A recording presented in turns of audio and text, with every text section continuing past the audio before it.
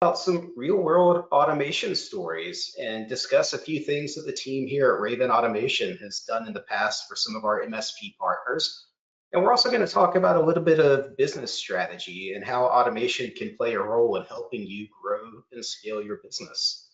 So just as some quick introductions, just to introduce myself, my name is Jared Brantley. I am the Chief Automation Officer here at Raven Automation. And I've also got my co-host today, Karl Bickmore. He is our CEO here at Raven Automation. Unfortunately, it looks like Karl is having some technical difficulties with his camera, so hopefully he'll be joining us here very quickly. If only somebody could fix that for me. I think it might be right. So hopefully he'll be joining us here soon on camera, but he's here and we'll add some context as we talk about some of this stuff. So just to jump right in, a common thing that we get asked when it comes to automation, why do we need RPA tools and what's the difference? So there's two basic types of automation that we have out there. More traditionally, we're familiar with task automation. These are the kinds of things that in the past we've been able to handle with RMM tools. Some pretty common examples that you might see in the past would be things like restarting a failed service or handling patch management for the devices you have under management. Maybe you're installing software or resetting a password. Those are all things that modern RMM tools have done a great job taking care of. And they're focused on singular tasks. What we're talking about today is more of a process automation, or basically taking groups of tasks and kind of putting them together to formulate a single process. One of the most common examples that seems to resonate with everyone are things like user onboarding. So in that kind of example, that process automation would handle things like creating the user account, setting up the user's mailbox, provisioning licensing or acquiring licensing from your distributor, maybe setting that user up in various software platforms that your clients could be using, or whatever else is part of your specific onboarding process. So that's a lot of what we're going to focus on today is process automation, not task automation. Jared, I want to chime in on that. I think I hear this often, even just last week when we were at the Ride a Boom conference talking to other MSP partners, some customers and some that are just looking into the automation process. And this is something I think they regularly struggle with is, what's the difference? And, it's like, hey, I can automate things with my RMM, but then start saying, well, yeah, but that's only wherever that RMM agent is and only with whatever integrations it has built into it. And what we're talking about is a much higher level, but also more complete level when it comes to automation, and truly taking some of that integration between things that don't naturally connect and connecting them together so you can automate an entire process rather than just an individual task. Yeah, I mean, that's a great point. Just 3 years ago, I was one of those guys. I didn't think I needed an RPA tool because I had some pretty good fundamental automations coming out of the RMM. So yeah, that's a great point. Yeah, it's just something I see coming up often.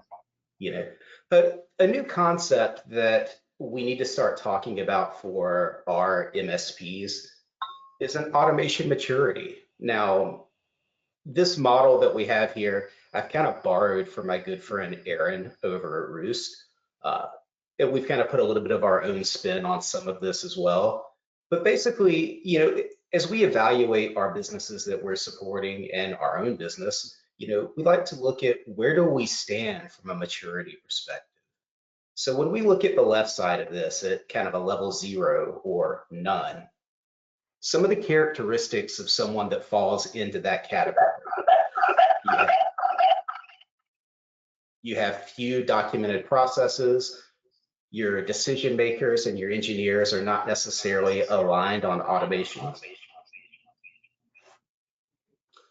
You have a large number of single purpose tools that are out there. Just like I mentioned, 3 years ago, I was one of those guys that thought I was automated already. You believe you have products to help with automation, but you don't have any KPIs around automation. Now, as you move into kind of level one, or you have some maturity around automation, some of those characteristics would be you have some processes that are documented. You have some basic scripting knowledge. You have some team alignment around automation. You're starting to do some strategy planning to identify tools in your tool stack that really are just automations. You know that you have a lot of work to do around automation. You begin the process to purchase and evaluate products that you can automate with. And you're starting to formulate some basic automation KPIs that you can measure your results. As you move into that advanced category, that's when you start to have certified automation engineers internally, or maybe you're partnering with third-party service providers. You've got processes for creating processes. You're starting to establish an automation center of excellence. You believe automation will save your business and allow you to scale. You begin to implement automation versus buying new products. You have some more advanced automation KPIs for tracking your goals. And as you move into that mature side of things, you begin to establish quarterly and annual automation goals that align with your business goals. You begin to make processes for your clients. Your MSP and your clients are aligned on automations. You begin making products out of automations. You're automating and selling those automations to clients. You start to create client-facing automation KPIs, and you begin to publish automation strategy roadmaps for your organization. I want to chime in a little bit here as well, Jared, if you don't mind. And to me, this is what I really had to get my head around, a few years back in my MSP business before we started Raven Automation, is what did automation mean and how did it work? And I feel like we went through the ringers on these. I would say that we were generally pretty good about having documented processes, and our alignment wasn't the problem. It was more like we just didn't have a way of collecting up and understanding how to prioritize and how to make good decisions around what should or shouldn't be automated. And so many things we had to kind of sort of develop and create because the products we were using were still not mature, right? And so there was some limitations. We were extremely early adopters of the Roost platform, as an example, and some things just weren't there yet. But now they are, and it's been actually for quite some time very, very, very functional for us. But we went through this whole journey, and it's amazing. Like once you make that move from like zero into some and then all the way into advanced, you start to see some very good ROI, and you start to see some very meaningful numbers. But I think the biggest thing is like there's a real team morale boost as well. Once you get to this zone where you're meaningfully taking mundane, repeat, and rote tasks off the table with automation and keeping your engineers more focused on work that they prefer to do, but also is more meaningful or impactful. I'm definitely in the category where this is enablement for technicians. I don't know that you are going to go let a whole bunch of people go because automation now solved all your problems. It doesn't quite work like that, but it does make every technician able to do more. So I suppose you need less as you grow, is sort of my opinion on it. And the people like the work they're doing better. And so to me, the maturity scope here is really good recognition to say, hey, where am I and what do I need to do to get there? Because you can't just get there by simply buying Roost and saying, okay, now I have an automation tool. It's like, great, you have a hammer. How are you going to go build that building now, or whatever the thing is? And so to me, it's That's like, a great segue. yeah, well, it must be like we've thought about this and worked through it before.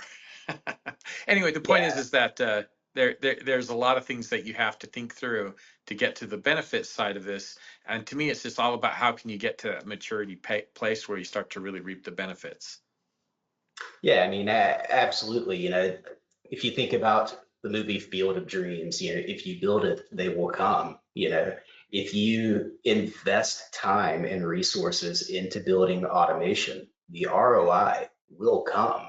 You were beginning to use my favorite analogy a second ago, and I wish I could take credit for coming up with this, but I can't. Somebody else did, and I love the words, so I like to say it, whenever I have some of these kinds of talks. And if you think about it, if you have a hammer, nails, and lumber, do you have a house?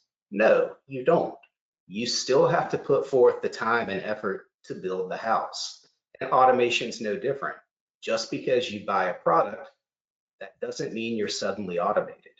You're still going to have to put forth time and resources to build that automation and drive that. So, just as we're kind of pointing out here, you don't have automation just because you bought a tool. You don't have automation just because you have an internal person that does a little bit of automation. You don't have automation just because you have an idea list or a to-do list. You only have automation when you have dedicated time for that person or that organization to build those automations and put them into production. That's the key point here. You have to dedicate the time and resources to getting that ROI out of it. On that side of things, what we have found, MSPs that are on the smaller side typically need somewhere between 4 to 6 processes automated to really start to see some ROI out of the platform. A medium-sized MSP is typically going to need to see somewhere between 3, maybe 4 processes automated to really start to see some ROI. But for some of the larger MSPs that are out there, even a single automated process can show some massive ROI. And we'll show some examples of that here in just a little bit. Yeah, I think that's great. To me, it's about joining the journey and recognizing that this is a new way of doing business. It's a new way of engaging. And for me, I would argue it's the next way in the sense that it's like so many of us have been around in the MSP or the MSSP business. We see these waves coming, and maybe not everybody's on bleeding edge. I think if you're on bleeding edge, you would have been doing this 3 years ago. Sure. I think that we're still in the early adopter phase though, and that's a great place to enter, and it's a great place to be a little bit ahead of the crowd and also be ready for what's next. There's no doubt that this is going to be a big deal to your future competitiveness and your ability to solve problems in a customer in the way that they want them to be resolved in a quick and efficient manner, and also keeping your employees happier with the work that they're doing.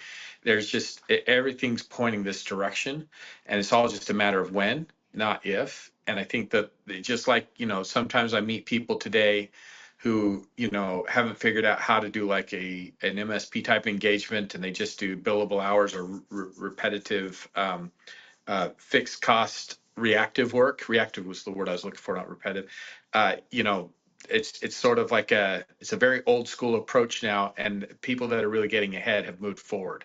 And to me, it's like a lot of folks figured out the security need to be a big differentiator for them, 6-7 years ago, and it's been building. And we're definitely past the early adopter and into the main stage, and maybe getting into the laggard stage on that. Like it's just table stakes now.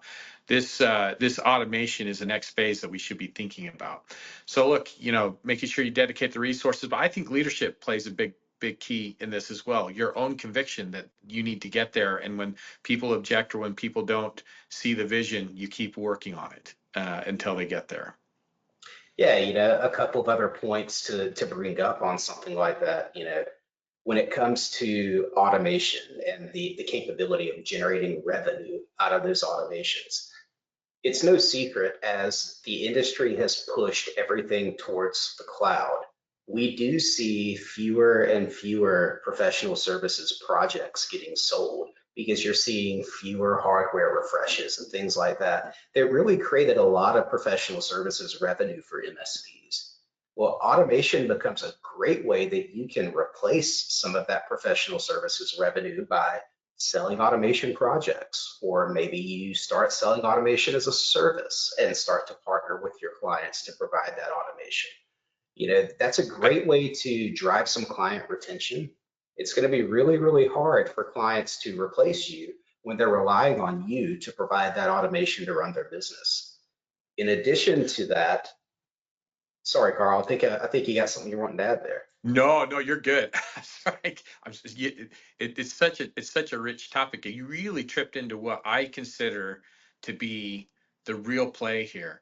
There is automation for the MSP to do better job at being an IT provider. No doubt. In fact, there's enormous amounts that can be done there, right? And so you can improve your efficiency and you can get better ratios and you can have happier customers, happier employees, right? But the moment you start thinking, okay, we've used to sell server projects, we used to sell backups for those servers, we used to sell server migrations, and then we got to like, well, we'll migrate them to the cloud, we'll sell cloud migrations, we'll sell cloud security things, and our price points on monthly support might take a hit because there's not as much to do, but we'll figure that out. We can still remain profitable. We just need more clients. But now we're at this spot where, companies are starting to legitimately question, do they need IT support at all?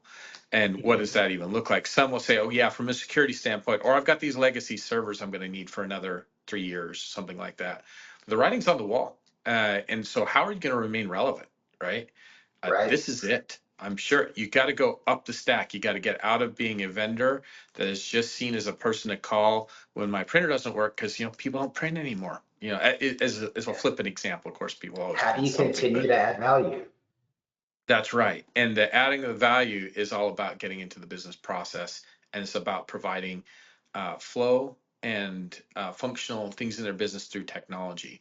And if you're not learning how to have those conversations, automating your own IT is a really big step, and you got to get done. There's a lot of work, endless amounts of work, as far as I'm concerned.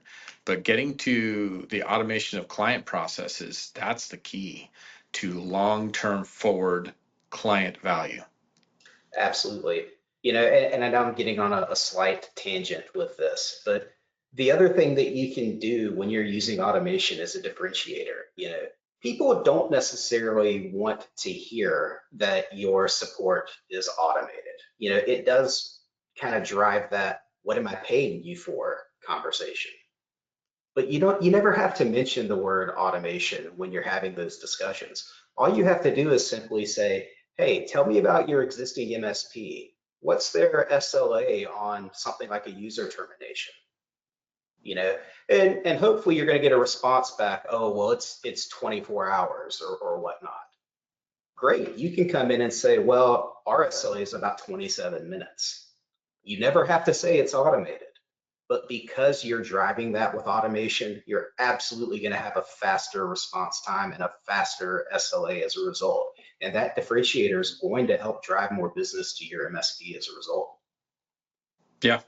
Yeah, it's a fun, nice, like, well, if we're automating everything and computers doing it, should I pay you less? I don't know. I like talking about how we have great automation initiatives, but the results and what it means to the customer are certainly more important in an ability to express. But I also think I like them to know that we do this and can do it for them as well, right? And so that's the value piece. But I think that both are really good points in that sense, that uh, using as a differentiator literally by talking about automation, or using a differentiator by pointing to your better results. Both are valid ways to approach it. Absolutely. So part of what we do at Raven, yes, obviously we certainly help our partners create automation in their business, but we also want to help everyone achieve their automation goals. So if you're someone that wants to build automation internally and do it yourself, there's a few things that we want to really point out that we want you to keep in mind as you're doing that. First of all, start small. Don't make the same mistake I did when I was working in an MSP. The very first thing I attempted to automate was our user onboarding process. And that was a terrible mistake. I basically went into a new platform that I knew very little about, and I've chose the most complicated process that we had. And that's what I chose to start automating. And honestly, it wasn't a great combination. Doing something like that was incredibly frustrating. A lot of time was wasted, and it wasn't a good result. So we actually abandoned that concept, and I chose to start automating another process for the MSP that was much less complicated. And as it turns out, we got a pretty massive return on that process. And that was also key to helping drive a culture of automation in our business, because that immediately let our support team see the power of what we could do from an automation perspective. So that was really, really beneficial in helping drive additional automation ideas from our frontline support that's working with our clients every day. Now, Yeah, quick wins up front really helps people get excited about it, builds some momentum. There's tons of value to be said for that. And also, you're welcome, everybody, because we went through the pain, so we can now tell you this. Because that's the problem with being the bleeding edge and getting in very, very early, is we had to learn some of those hard lessons. So, but we're happy to share them. So. The other challenge is, many MSPs, yes, you have a resource that does some automation, but that's not necessarily the only hat that that resource wears. Oftentimes they're managing other internal tools. They're responding to ticket escalations. They're providing support to your clients as well. It's really important that you understand that if automation is your goal, that you give that resource dedicated, uninterrupted time to get automation built. If you don't, it's never going to happen. So dedicate that time, give them what they need to get it built, and support them along the way in that process.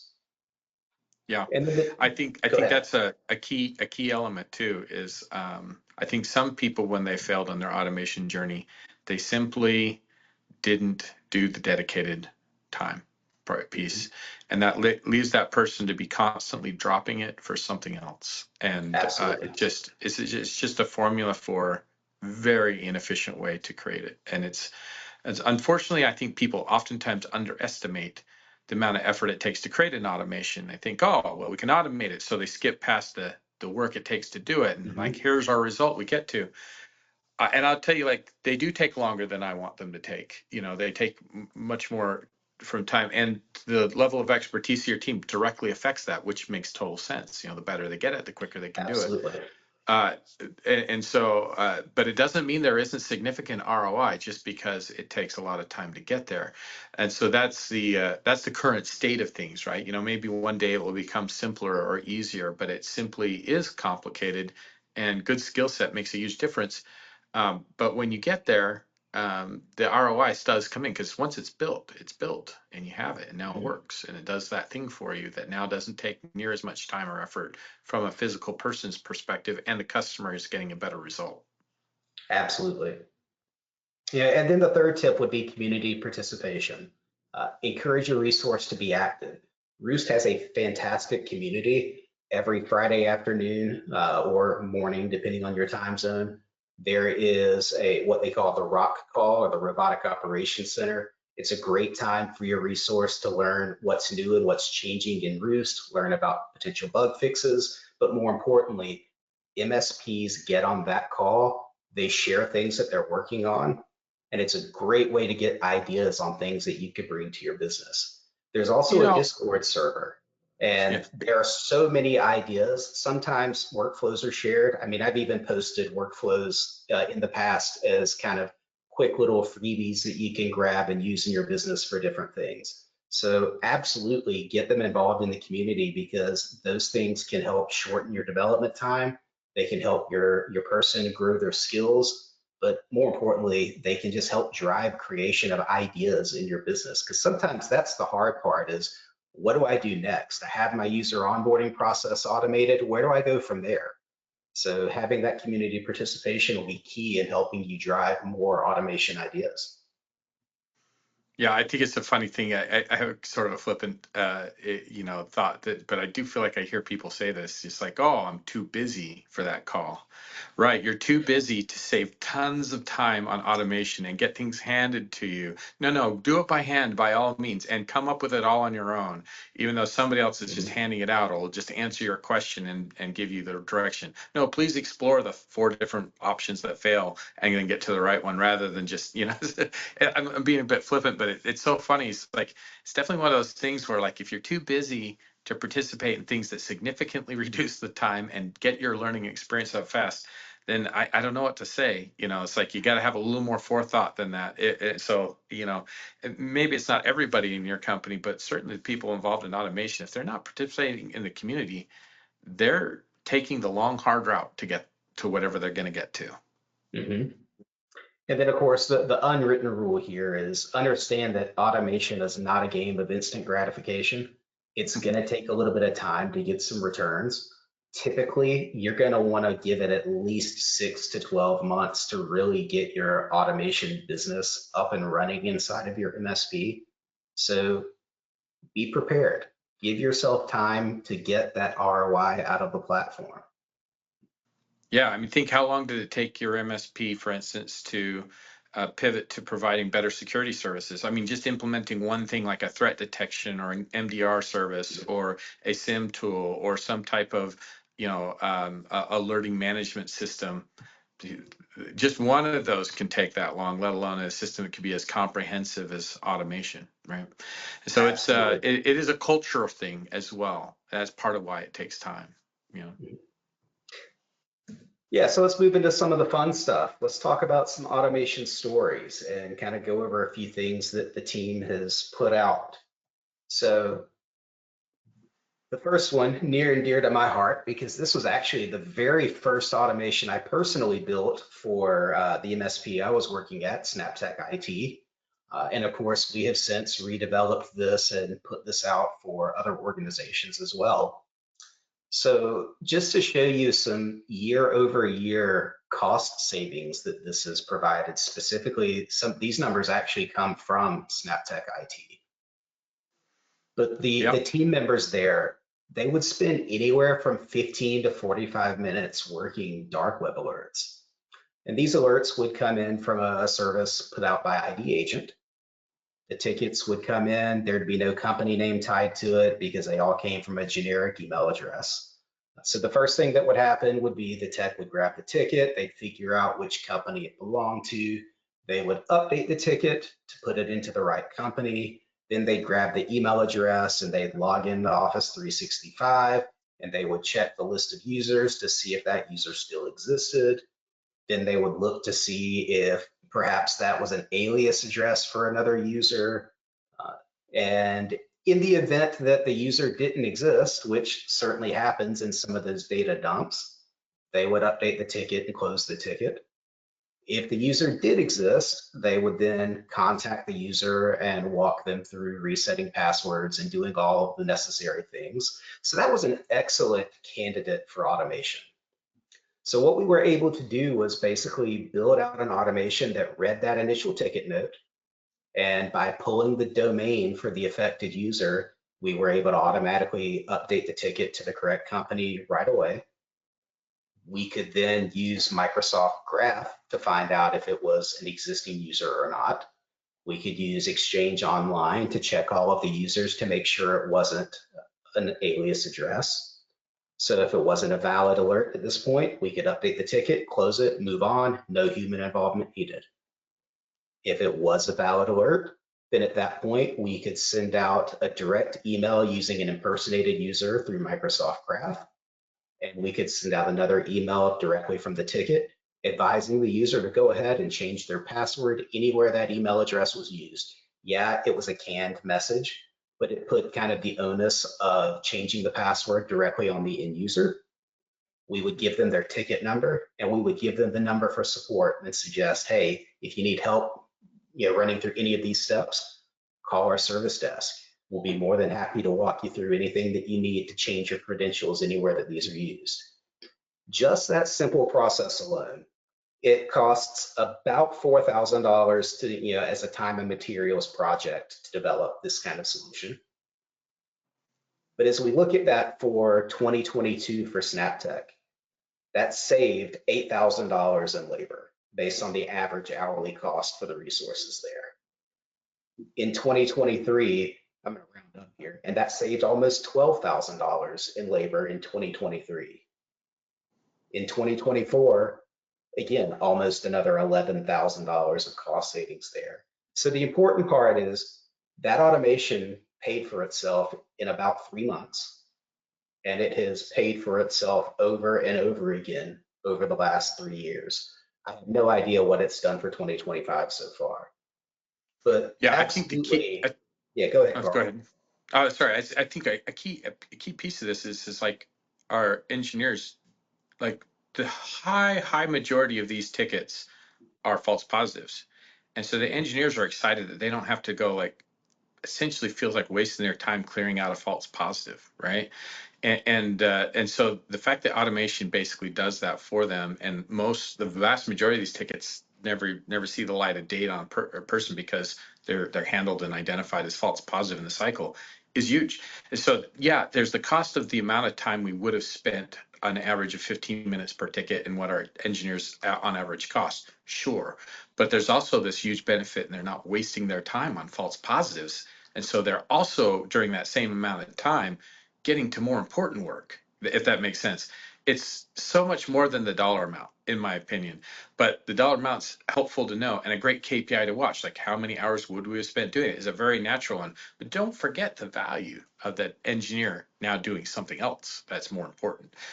So yeah, I think it's a really great thing to point out. I think it's curious that, like, in between 23 and 24, we got less dark web tickets. I don't know why that is per se, but if anybody's in on the train of the dark web tickets and monitoring that for the customers, this is just a terrific example, and it was a relatively short, simpler one to get to, and it's made a huge impact. And so I think this is just a terrific example of how this worked in our MSP business at Snaptech IT. Yeah, I mean, this is a great example of just a small, easily repeatable process. I would call this low-hanging fruit for any MSP. This is a good example of a process that you could target as a first automation for your MSP. If you're new to the Roost platform and you're doing it yourself, this is a great thing to look at.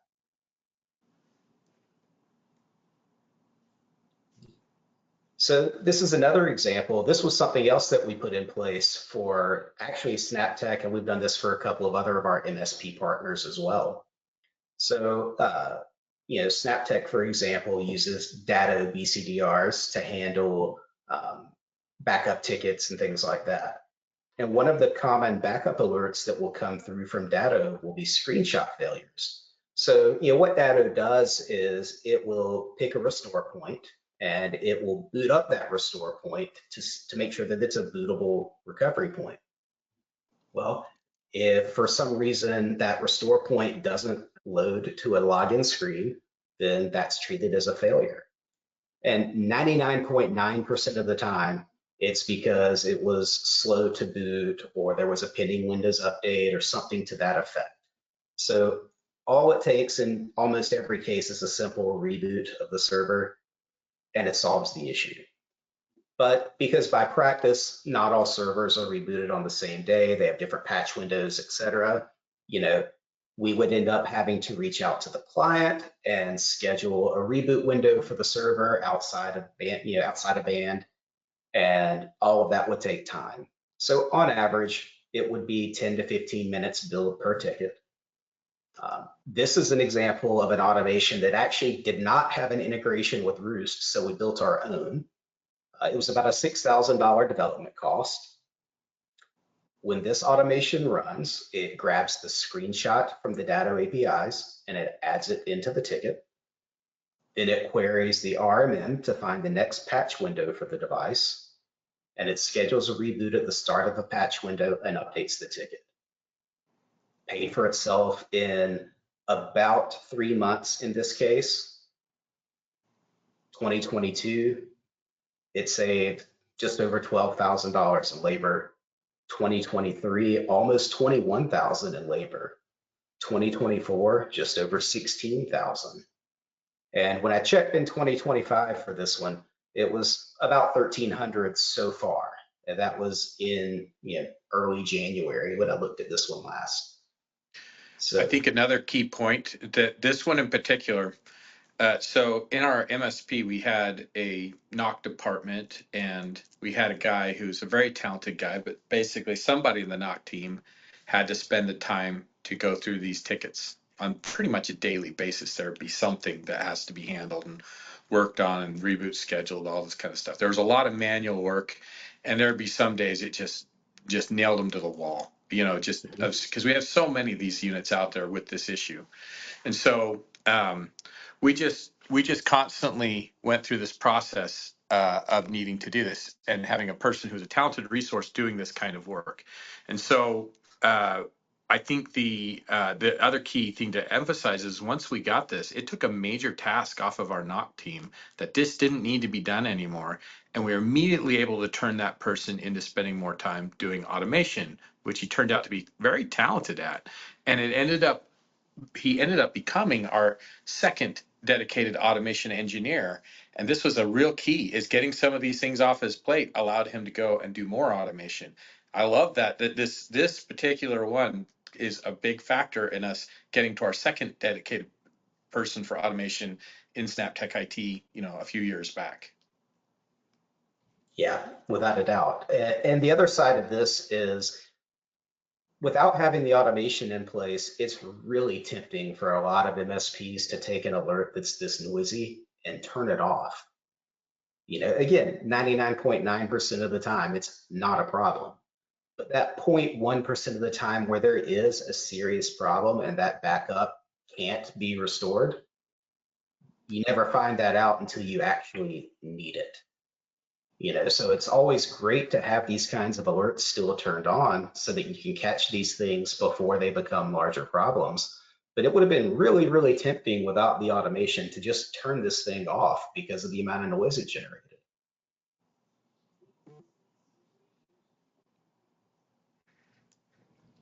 Yep, it's a great point. Now, this is probably the second most common request we get from all of our partners when it comes to concepts around billing reconciliation. This one's a little more of a unique case for one of our MSP partners. So they had a few different clients that needed to be billed per location, but they had all of the licensing for those locations in a single Microsoft tenant.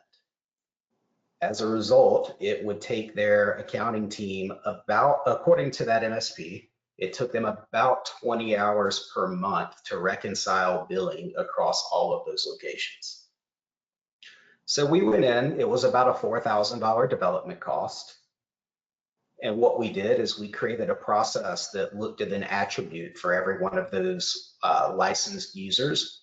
And based on that attribute, it would update the appropriate agreement inside of their PSA. So that way they were billing the appropriate licenses to the appropriate locations. That saved them 20 hours per month based on the salary of their back office person. It was about $961 of labor that person was spending every month to do this. It reduced billing errors, which also saved additional time. It gave them better visibility into their license usage and allowed them to take licenses that they weren't using and return so that they could save some money there. And in just over 4 months, the automation paid for itself. The beauty of this is a process that is very unlikely to change. So it's something that they can continue to reuse as long as they're working with this particular, with these particular clients in this case, and continue to save that cost, year over year over year. The gift that keeps on giving, right? Absolutely. Well, what I love about this particular one to highlight is that it points out something that maybe you caught, maybe you didn't catch, is that automation doesn't just have to be about responding to a security alert or to a knock alert on a backup. Those are important things, of course. But this is essentially supporting their back office team or their administrative team, the billing team, right? And I think there's some really killer automations to be done to help your sales team, like with interacting with a third-party CRM and into your PSA tool, or which we've done some cool stuff there as well.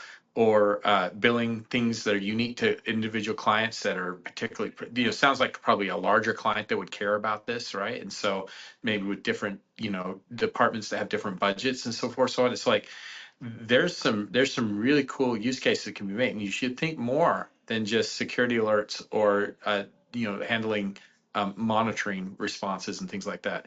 There are some meaningful things you can do for any area of your business, and frankly, any area of your client's business that they would be willing to have you integrate or do some automations for. Absolutely. So I want to backtrack for a second and bring up this maturity model slide again for just a moment. We talked about how as you move through the different stages of the maturity model, that you may have a large number of single purpose tools. And as you start to move through and become a little more mature in your automation levels, essentially, you might identify that some of those products are really just automations themselves and may be able to be replaced with automation. So the Yeah. next two, stories that we're going to go over here, they're great examples of that, exactly that. So there's a PSA tool out there, and if you have a centralized dispatch model and your dispatcher is taking those tickets and scheduling those tickets for the service team using the PSA's dispatch portal, there's a minor technical flaw rather, that's in that platform, in the sense that as the technicians are working tickets and they're putting their time against tickets, the schedule entries don't actually update on the dispatch portal. So your dispatcher doesn't see that techs may have time available. And there are third-party tools out there that can handle that. Now, for the particular MSP where we built this, they were on the smaller side. So their cost for that tool was going to be approximately $350 a month. We were able to build an automation for them in about 4 hours of time. And it's actually a reusable automation. So anyone with that PSA can take advantage of this exact workflow. So centralized dispatch model, tickets were getting assigned in 30-minute blocks as a standard. The schedule entries don't sync with time entries. So what would end up happening is as techs were working things, gaps would appear in the schedule, but the dispatcher would never see it. So obviously there were inefficiencies with scheduling work for the technicians. They weren't getting as much work done in a day that could have been done. And they were using a third-party tool to take care of that. We're looking into a third-party tool in this case to handle that. So we automated Yeah, that well, process. I'm Go sure ahead, the Carl. MSPs on the I'm sure the MSPs on the call can't relate to dispatch problems, right? It's Back in my days as a service manager prior to working at SnapTech, I used this exact same tool to deal with this exact same issue. So yeah, I mean, I'm very familiar with the challenge that's there. So now this tool also had some other benefits, but those benefits really didn't matter for me. I just needed the dispatch portal to sync so that we could keep things moving through. So, but anyway, now that we have that workflow in place, it's happening in real time. As a technician puts in their time entry, they mark themselves done on that calendar entry. That schedule entry adjusts. The dispatch portal refreshes every 5 minutes. The dispatcher sees a new gap is open, and they're able to fill that gap with an additional ticket. So they're driving a more enhanced team efficiency and getting more work done in a day, closing more tickets, having better SLAs, creating a better client experience. So yeah, it's really hard to put a true, dollar amount in an ROI perspective on something like this because it covers so many different things that they're getting out of this kind of thing. Yeah, I think that there's just once you get it down this process, you want to know the ROI and things as much as possible, but there's always opportunity benefits as well that are Mhm. above and beyond, right? And I think I always know that. It's nice to see when I feel like I'm meeting my budgets on just the straight up cost savings piece, but I know it provides value well beyond that. And it's a cultural shift too. Like there's a difference in the mood of the employees, difference in the way the clients feel responded to that is also really hard to go by, if that makes sense. Absolutely. So let's talk about everybody's new favorite buzzword, AI. I mean, even my toothbrush is powered by AI now. So I don't really know how, but that's what the package said. So there you go. Automated ticket dispatch. Maybe you don't have a centralized dispatcher. Maybe you'd like to leverage some automation to drive this in your own MSP. Well, using Microsoft Azure AI, we could use OpenAI as well, though our preference is to use Azure AI so that you have some better security controls and all of this is set up inside of your own Azure environment. But we can discuss that later or at another time. But basically what this process does is it's an AI-based classification and prioritization. It sees the tickets come in, it reads the ticket notes, We train the AI and adjust the prompts as necessary so that we are using the sentiment from those tickets to help prioritize those things. We're reading from using some ConnectWise PSA terms for a second. We're reading your ticket types or ticket categories if you're using other PSAs, and we are updating that so that you're getting appropriate categorization of tickets. We're assigning those to the technician. In the ConnectWise world, we're looking at your service team that's associated to your service board, and we're finding the technician with the lowest number of assigned tickets, and we're assigning that technician. If you happen to use the skill matrix inside of the PSA and you manage your skills, we can use the AI to handle skill-based routing for your tickets, have the potential to reassign those tickets to help you avoid SLA breaches and deliver better experience. And even though we prefer to use Azure AI, where you kind of manage that and have better control over the data, we do a PII redactor inside of that workflow to try to ensure that no PII is actually passed to the AI. So that way you have some added protection that's there.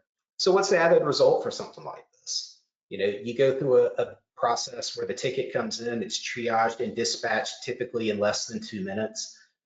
For some larger MSPs that have higher volume ticket loads, that could be a little bit larger just because of volume. But you get reduced human error in the form of missing configurations, types or subtypes or ticket categories. Your resources are scheduled faster because we can reassign things to avoid SLA breaches. You're getting better SLAs. And if we're using skill-based routing, you can get improved first touch resolution on all of your tickets. So again, better client experiences. Yeah, I think, it's like, I think anybody on this webinar who's dealing with their growing MSP and the various stages of dispatch problem is going to relate to the value or the benefit here. I remember stages where like we had nobody to do dispatch and you just told people, I mean, this is very early, only a couple of people of us in our MSP. And then we got to where we're a little bit larger, but we still struggled with dedicated. So we'd do it rotating, like, hey, you got dispatch for now and things like that. And because we need somebody to move or do something. And as we got bigger, we started to get some dedicated dispatchers, but we always found like, oh, are they keeping up? And what happens when they go on vacation? And could I really hire two instead to cover this? And what does that mean? And as we got even bigger and had multi-location and we started asking other questions, and it's always kind of at different stages of your business, you have different types of problems, but this is always an issue of like, how can you quickly get to it? How can you do it meaningfully? And I don't like the idea of not having anybody overseeing this and thinking like, hey, yes, it's automated. It doesn't mean that it doesn't need to be reviewed or watched over, but it's such a different experience to be, monitoring the work of somebody else doing the blocking and tackling here, or something else, I guess is a better way to say it, and then improving upon that or using your own common knowledge or horse sense, if you will, to get it exactly right down to the last detail. But this is a huge step forward in like killing clicks and reducing mundane rote routine things. It's a huge benefit, and it works even if somebody's on vacation. It's like, or isn't in that day, which is a huge benefit because that's oftentimes a trouble to staff or staff to the right level. The dispatch role, it's an overhead role at some level. It feels like anyway. Absolutely. Feedback from one of our partners that we've implemented this, they were able to take one of their dispatchers and shift them to primarily back office functions now because it freed up so much time from their dispatchers. Yeah, that's great. So on the ROI side, Karl, you touched on some of this early on in the conversation, but I really just want to point out there's multiple forms of ROI. It's not necessarily always financial, but obviously the financial side is the most important. That's really what's going to help us scale our business. But the other things that you're going to get out of automation is, a good, predictable or dependable client experience. Because processes are automated, they're going to be run the same way every single time. So it becomes a very predictable experience. Especially great if you're an MSP with multiple locations. That really helps make sure that every location is running the process the same way every time. So it's a consistent experience. Reduction in human error. Fewer client complaints and typically fewer touches on tickets because the automation's doing the work right the first time. Drives client satisfaction as a result because, again, fewer touches on tickets. You can actually get an improved security posture in your organization by leveraging automation. It's not uncommon to give multiple people access to tools that they necessarily don't need access to all of the functions or features of those tools.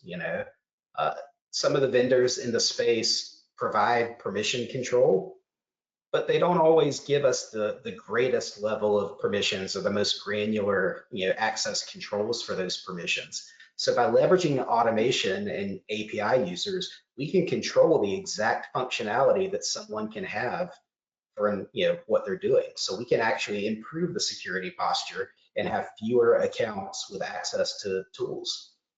Yeah, I have such a good example of that, how that played out for our MSP business, and how we've seen it happen in customers of Raven Automation as well, which is um, you'll need somebody that's either low skill or maybe a back office worker to get into a tool to do some kind of reconciliation or to run a report.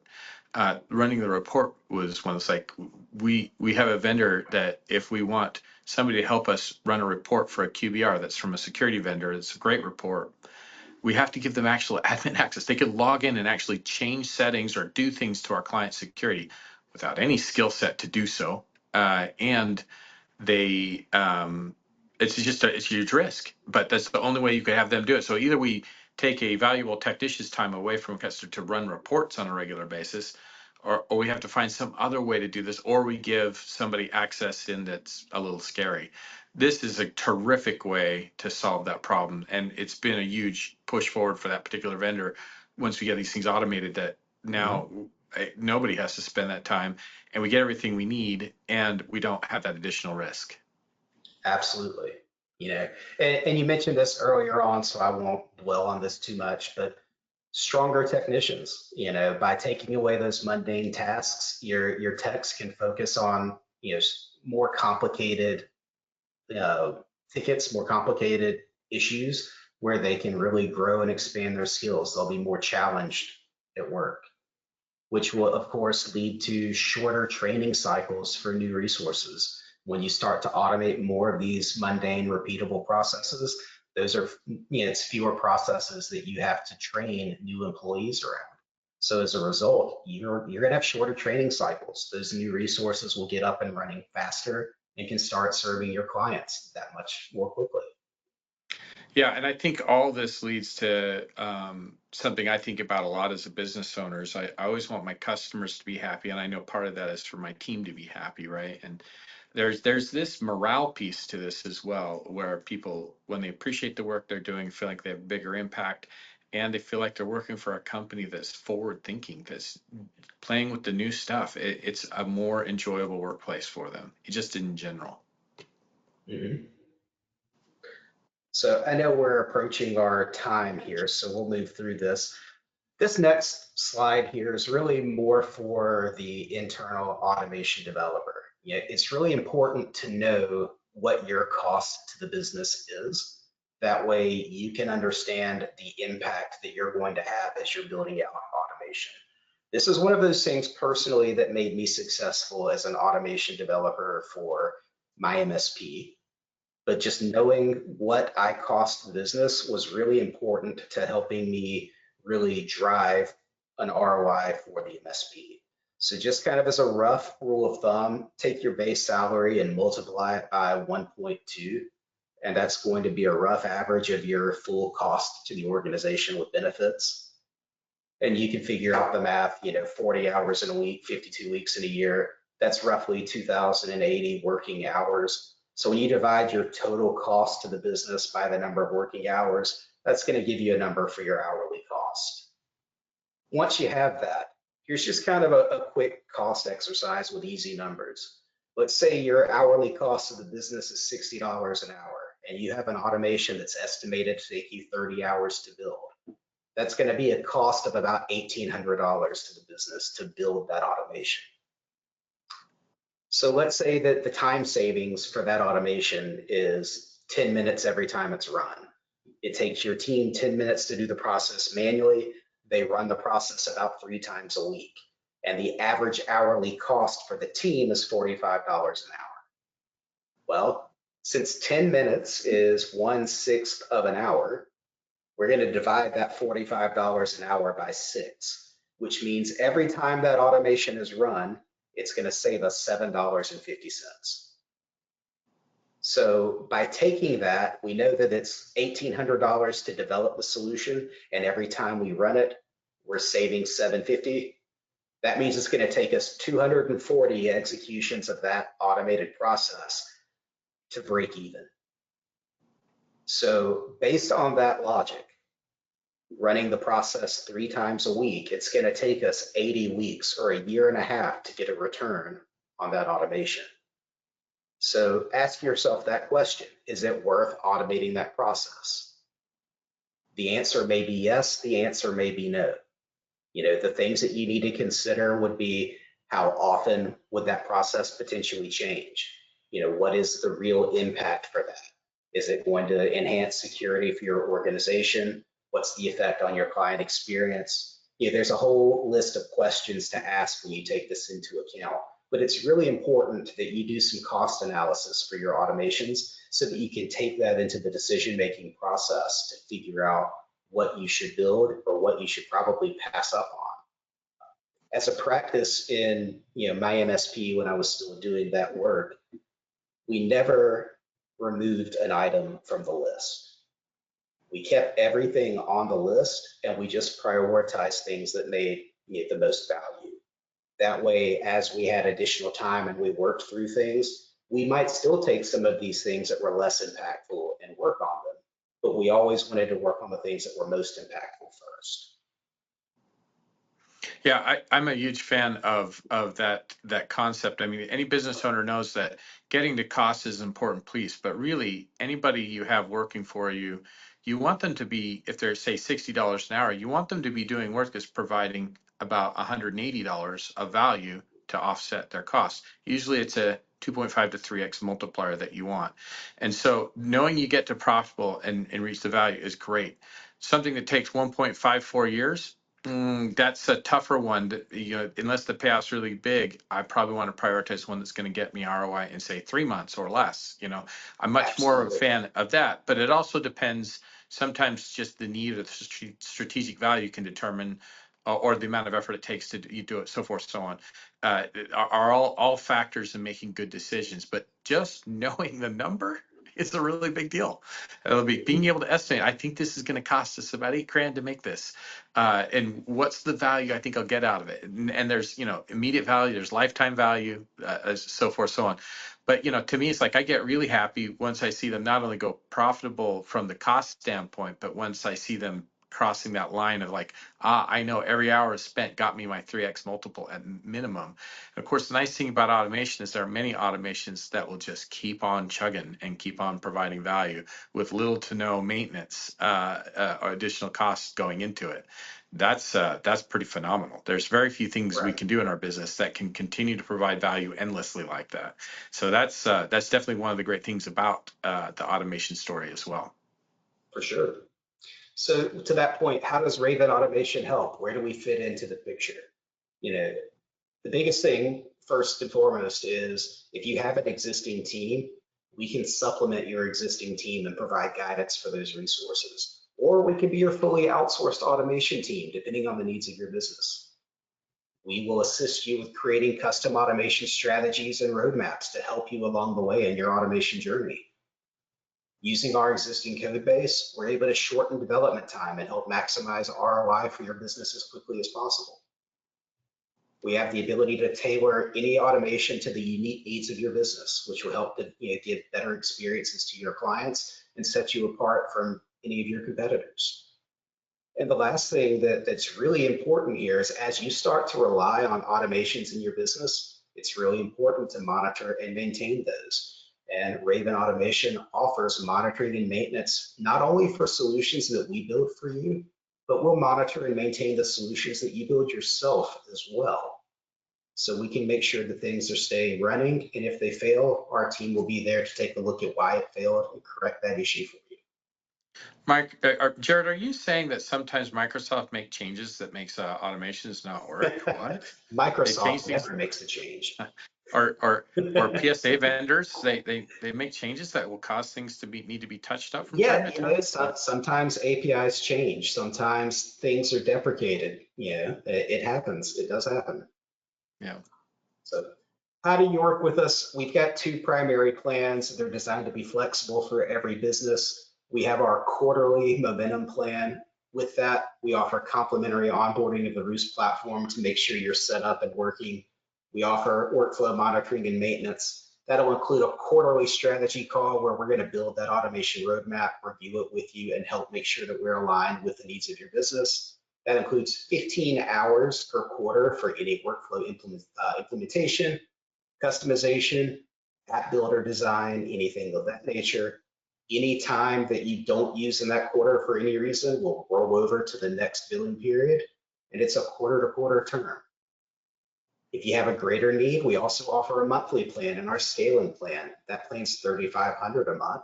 Also includes the complimentary onboarding, includes workflow monitoring and maintenance with a 4 business hour SLA.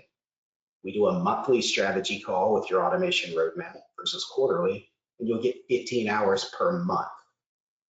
Any unused time will roll over and will be good for 12 months. And that's a 3-month term, and then month to month after that. Yeah, I think one of the key things is, that momentum plan. We've offered that plan monthly in the past at $1,500, and I suppose you could still buy that. But I would say that oftentimes people say, "Hey, we'd like you to do this this automation," and if it's 5 hours a month instead of 15 hours a quarter, we found ourselves starting and stopping a lot because the budget got hit, and then we had to wait till the next month to get started again. And so that momentum quarterly plan has made a huge difference in our ability to get something finished. And yes, that means that you're going to take pause on new automations, but we got one done rather than dragging it out over 3 months. And so it just allows us to keep Absolutely. functioning and flowing. It seems to be working even better than our initial monthly approach. You can do a lot of options on monthly, whatever makes sense, but that quarterly one has a lot of value too, particularly if you're looking to keep the budget on the lower side. It allows us to keep functioning through completing an automation rather than stopping when we hit the budget and waiting until the next month to pick it back up again, which is inherently inefficient. Right. Well, that quarterly plan was created at the request of our clients. So, Right. we took client feedback and created that plan, but we also have the ability to add additional time to that quarterly bucket. So, we can flex that plan up with the needs of your business as well. We actually have some That's true. partners that You can get always 20 hours a quarter, some that get 40 hours a quarter. Right. Well, and you can always be on a 15-hour plan, but decide that you want to really go for it and get us to do 30 hours in a month, and we'll just bill for the extra above and beyond. Really, you're just paying for our time either way. And if you don't use it, it rolls over, so you don't lose what you paid for. And so, it's just about a time commitment, because really that's the only way we figured out how to make sense in doing this. We're basically taking time that you'd either have to put into your own business or hire somebody for, and allowing you to outsource it. Absolutely. And with that, I think that wraps us up. So if you're interested in learning more, head on over to ravenautomation.com. You can book a sales appointment there, and you'll speak with either Tom, our account exec, or myself. Again, my name's Jared Brantley. I've got Karl Bickmore as our co-host. Thank you everyone for attending, and I hope you have a great afternoon. Thanks, everybody.